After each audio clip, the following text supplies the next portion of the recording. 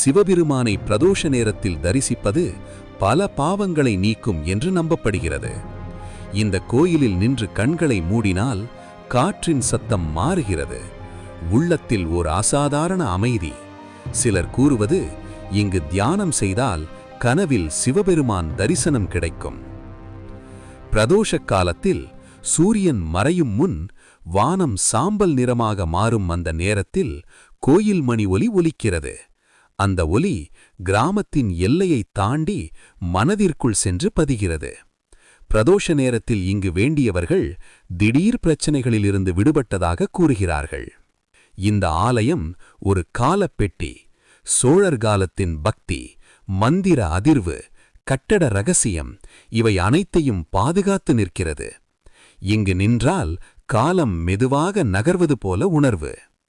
1000 ஆண்டுகள் கடந்தும் காலத்தின்